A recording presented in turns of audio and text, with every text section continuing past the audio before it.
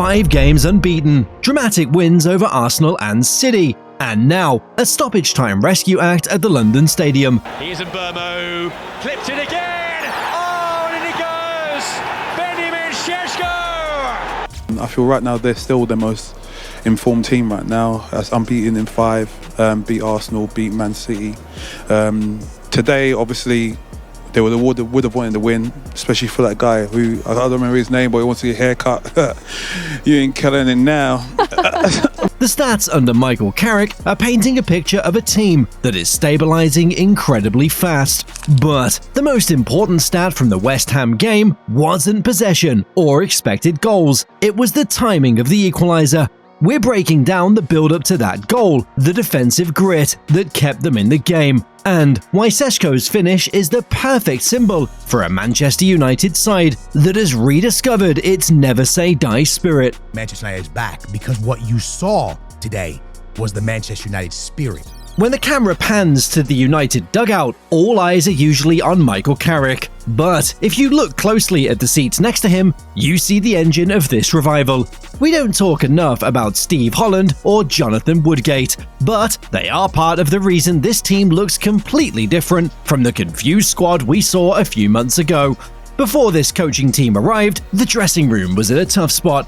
Under Ruben Amorim, the tactical shifts were constant. The 3-4-3 system left young players exposed. In the Premier League, you need to be able to play different formations, different tactics. You need to be able to change the game at certain times. And Ruben Amorim was too stubborn with Mainoo, and he was too stubborn with his formations to continue at Manchester United. Kobbie Mainoo found himself so isolated and underutilized that reports suggested he even handed in a loan request. Not playing Mainoo needs to be studied.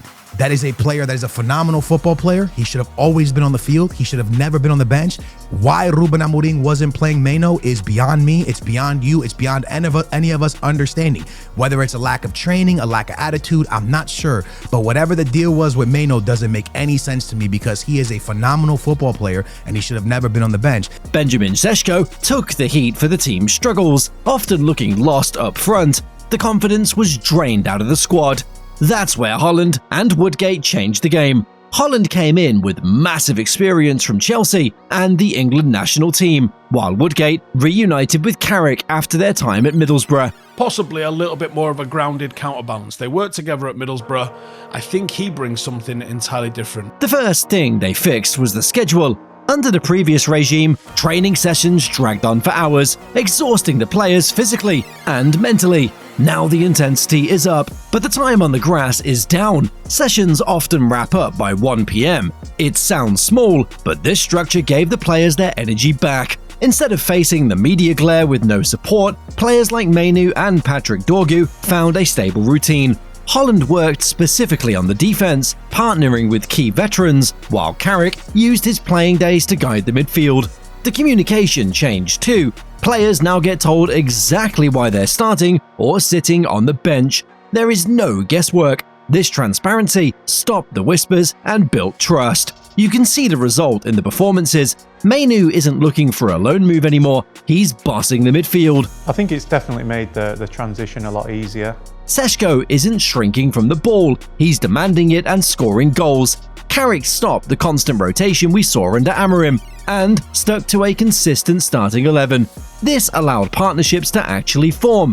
Players are finally playing in their natural positions. This backroom stability is the unsung hero of the 5-game unbeaten run. You can't have a comeback mindset on the pitch if you don't trust the staff off of it. He spoke really well when he spoke in the dressing room back then. He took quite a few meetings. He's tactically, he always had an amazing football brain. You could see that when he was playing, but when he took the tactics under Ollie, you could always tell that if he wanted to be a successful manager, he could definitely go in. This preparation laid the groundwork for the resilience we saw against West Ham. They didn't panic when they went behind because the chaos is gone from Carrington. And that calmness translated directly to the points on the board during this recent streak to set up the drama at the London Stadium. After knocking down giants like Arsenal and Manchester City, a trip to the London Stadium looked like an easy 3 points on paper. But in the Premier League, these are the classic trap games. You spend so much physical and emotional energy beating the best teams in the world that you show up empty against the team fighting for survival. West Ham didn't care about United's recent momentum. They saw a team they could frustrate, and that's exactly what they did. When he's coming from the bench, but I thought West Ham played terrific today. You'd never know they're in a relegation battle. Man United didn't really create that much. If anything, you'd have to say West Ham probably created a little bit more. Nuno Espirito Santo knew he couldn't outplay United in an open game, so he didn't try. He set West Ham up in a disciplined, suffocating low block. It was a tactical wall. They packed players behind the ball in a tight 4-2-3-1, choking the space in the middle of the pitch. The major warning was West Ham are going to come with discipline and structure and try and win the game in margins. They'll disrupt the build-up, they'll keep it tight, they're going to create pressure through moments, and they're certainly not going to dominate the ball. That's exactly what happened. United had plenty of the ball, but they did nothing with it.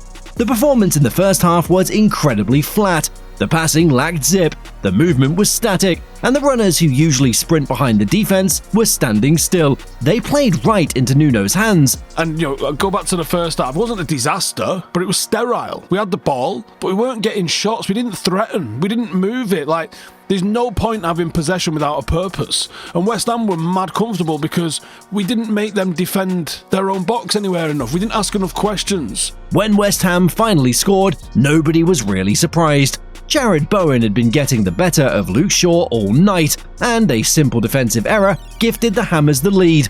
In the last few seasons, this was the moment where Manchester United would fold. We've seen it dozens of times. One goal turns into two, heads drop, and the team psychologically collapses. The stadium waited for the capitulation, expecting the players to resign themselves to a bad night of the office. I think 6 weeks ago, Man United lose that game 2-0 or 3-0. They would have done, but this now is a different mindset. They're a different group of players and a different management team, and that's why they get a result. But 6 weeks ago, guaranteed they'd have lost that.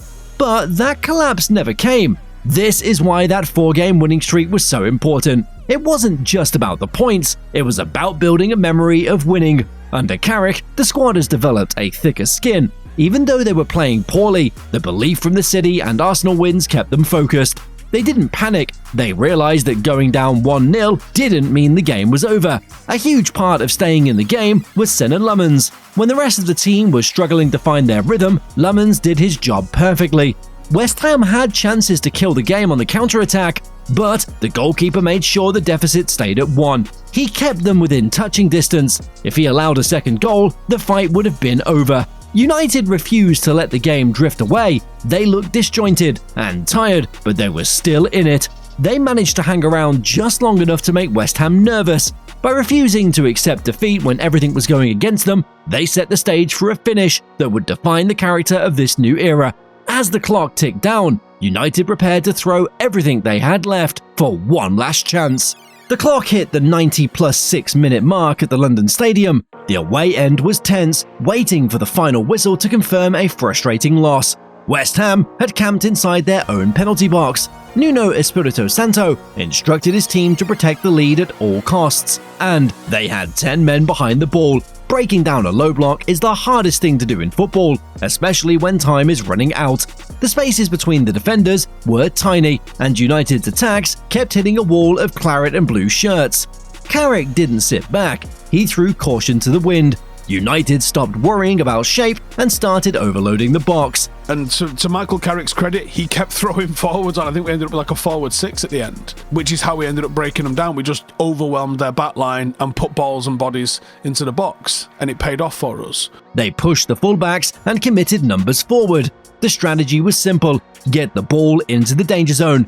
They kept swinging crosses in, forcing West Ham to clear the ball over and over again. It wasn't pretty, intricate football anymore. It was sustained heavy pressure. The game became a siege. Manchester United at least tried. Manchester United had the ball in the opponent's half. Manchester United continued to attack, continued to send balls into the box. They continued to score a goal, and they never gave up to the last minute of the game. They constantly fought their way back into this game and attempted to get back into this game. Then came the moment of magic. Brian Mbemo dropped a cross into the box, but the angle looked impossible. Benjamin Sesko didn't care. He adjusted his body in a flash. With a moment that pundits immediately called Zlatan-esque, he fired a strike from the tightest of angles. It was audacious. It was outrageous. The ball flew past the keeper before he could even react. This wasn't a tap-in, it was a pure, perfect finish that rescued the game from nowhere. People immediately started talking about Fergie time. It's a phrase we haven't heard seriously in years. For a long time, conceding late goals or giving up when behind was the norm. But this team refused to accept the result. They kept pushing until the very last second. That refusing to surrender is exactly what Sir Alex Ferguson built his legacy on.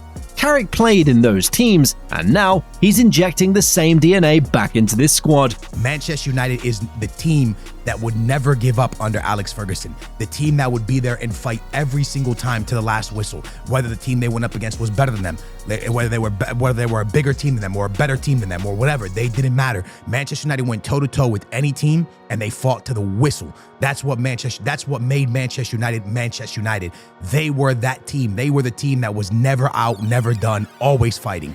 What makes this goal so important is how bad United played for most of the match. The first half was like pulling teeth. They were slow and flat. Usually when you play that poorly, you lose. But championship teams find a way to snatch points even on their worst days. This draw sends a bigger message than a comfortable 3-0 win would have. It proves they have the grit to survive the Premier League grind. And even though on a day like today they didn't manage to get the win, they still fought to the very end and found a result. And as a consequence, all those fans that travelled down, they still travel back up to Manchester now with a great sense of happiness. For Michael Carrick, this result is massive. It validates his methods. It proved he can motivate a team to fight when things aren't going their way. The players didn't panic. They trusted the process until the final whistle. This wasn't just a lucky break, it was proof that the never say die attitude is actually back at Old Trafford. In the end, big credit to the boys, the spirit again in the late goal. And when we needed it, it's a great quality to have. So we'll take the point and we'll move on. And if they can pick up points when playing badly, imagine what they can do when they actually play well.